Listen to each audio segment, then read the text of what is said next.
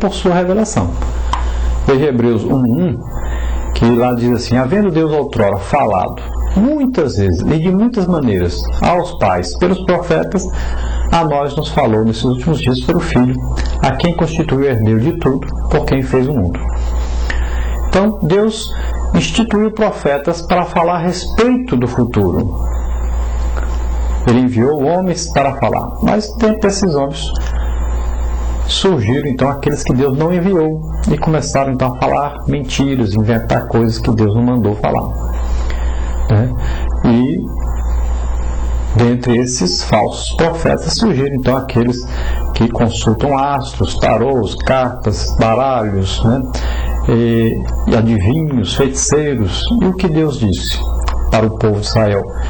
Olha, em Deuteronômio 18:9, ela diz: olha, quando tiveres entrado na terra que o Senhor teu Deus te dá, não imitarás as abominações dessas nações. Não haja no teu meio quem faça passar pelo fogo o filho ou a filha, nem adivinhador, nem prognosticador, nem quem consulte os mortos, né? Porque o Senhor abomina todo aquele que faz essas coisas.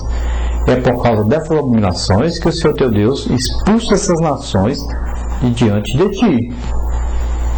Então veja que Deus proíbe qualquer tipo de adivinhação, de tentativa de saber o futuro. O futuro pertence a Deus. Deus sempre procurou mostrar o futuro então ao seu povo através dos profetas. E o maior problema então é que existem muitos profetas que não são de Deus, falam por si mesmos a respeito do que não conhecem e acabam enganando o povo, mentindo, fazendo o povo se desviar do verdadeiro caminho. Então o homem sempre desejou saber o futuro, mas somente Deus o conhece.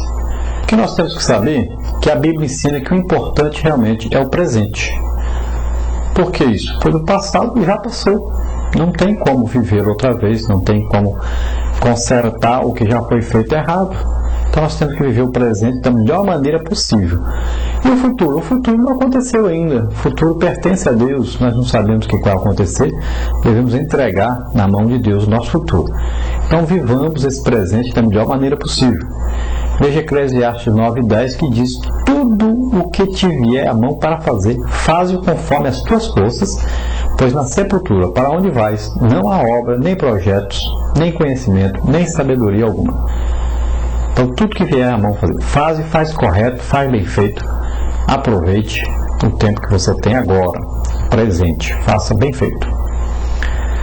A igreja aguarda, então, ansiosa pela vinda do Senhor para levá-la para o céu. E nesse tempo saberemos realmente o que é, então, eternidade. Por enquanto, quando estivermos nessa esfera humana, nesse corpo humano, não tem como nós sabermos o que é eternidade. A igreja espera ansiosa aí pelo arrebatamento, né? Você pode ver 1 Tessalonicenses, aí, capítulo 4, versículo 16 e 17, que diz: porque o mesmo Senhor descerá do céu com alarido, com voz de arcanjo, com a trombeta de Deus, e os que morreram em Cristo ressuscitarão primeiro. Depois, nós, os que ficarmos vivos, seremos arrebatados juntamente com eles nas nuvens, a encontrar o Senhor nos ares, e assim estaremos sempre com o Senhor. Então, nós estamos aguardando o arrebatamento da igreja. O que vai acontecer? Jesus vem nos buscar, ele vem sobre as nuvens. Nós seremos transformados num abrir e fechar de olhos e subiremos ao encontro do Senhor. Então, o que vai acontecer? Nós passaremos então ali pelo tribunal de Cristo. O que acontece no tribunal de Cristo? Nós seremos julgados pelas nossas obras, pelo que nós fizemos aqui na terra por meio do corpo. Agora, esse julgamento se dará também medindo o quê? A intenção, por que você fez, né?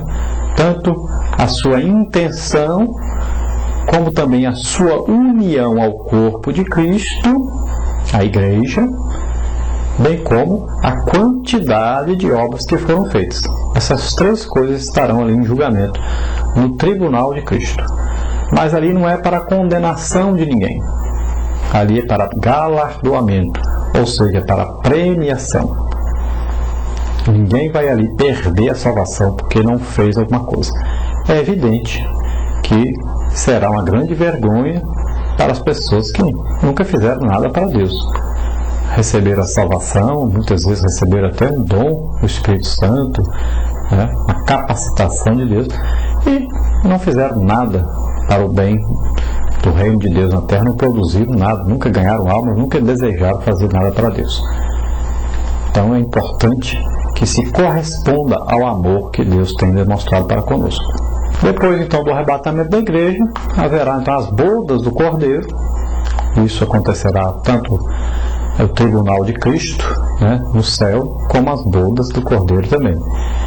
Ali o rei é o próprio Jesus, os participantes da festa, Jesus, a igreja, os anjos e os santos, também do Antigo Testamento, como aqueles que foram arrebatados, né?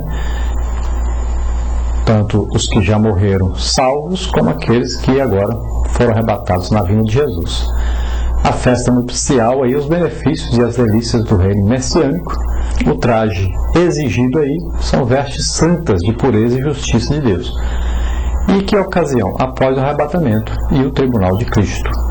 Depois disso tudo, então, vem na terra estará aí o final da grande tribulação, a vinda do Messias, de Jesus, vem com a igreja e inicia-se então o milênio, e nós teremos aí a vida gloriosa na ditosa cidade no final de todas as coisas. Será de comunhão com Cristo, será de plena santidade, será de glória inaudita, será de riquezas imensuráveis, será de completo conhecimento de Deus, será de infinita adoração, será de contemplação da face divina e será de incomensurável governo.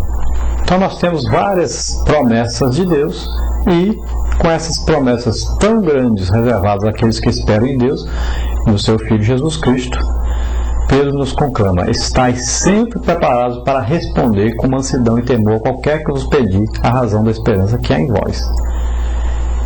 E quanto aos ímpios, o que acontecerá com eles?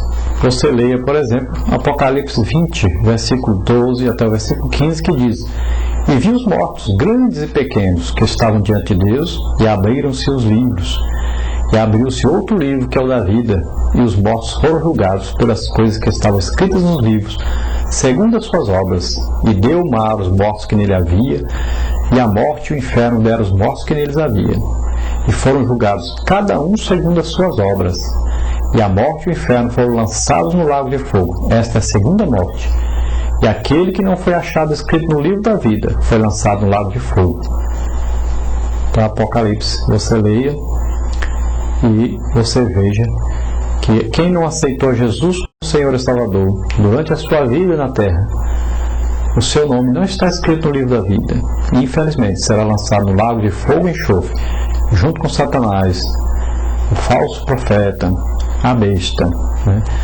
Todos aqueles que são inimigos de Deus, aqueles que não aceitaram Jesus como Senhor e Salvador, não quiseram aceitar o sacrifício do próprio Filho de Deus, que morreu por nós na cruz do Calvário. Mas Jesus disse que o inferno foi feito para o diabo e os seus demônios, os seus anjos. Não foi feito para nós. Não é o desejo de Deus que nenhum vá para esse lugar. Então escapa desse lugar, aceitando a Jesus como Senhor e Salvador. Nós vamos ver agora o nosso questionário e vamos ver mais alguns detalhes da nossa lição. Este questionário você encontra aí no nosso site, você veja aí embaixo, aí http://universobiblico.com.br/assembleia/estudos bíblicos, ou entra na página da igreja www.apazdosenhor.org.br e você lá acha EBD Professor Luiz Henrique. Então você entra no site e vê EBD, vê lá a lição número 6, que é essa lição de hoje, e você pega ali o seu questionário. Ali tem um estudo mais prolongado, mais detalhado dentro da lição, e o questionário é para o professor, dá para o aluno ler a revista, né, e responder o questionário, e também ele pode ministrar a sua aula usando o questionário. Vamos ver então o nosso questionário. A primeira pergunta aí, que é para completar dentro do texto áureo, é: porque eu bem sei os pensamentos que penso de vós, diz o Senhor, pensamentos de paz, não de mal, para vos dar o fim que esperais. Jeremias 29:11. Então os pensamentos de Deus são de paz. Deus só tem um pensamento bom. Deus, olha, toda boa dádiva desce do Pai das luzes, que é Deus. Deus só tem intenção de fazer o bem para nós. O futuro, se você entregar o futuro seu nas mãos de Deus, você pode saber que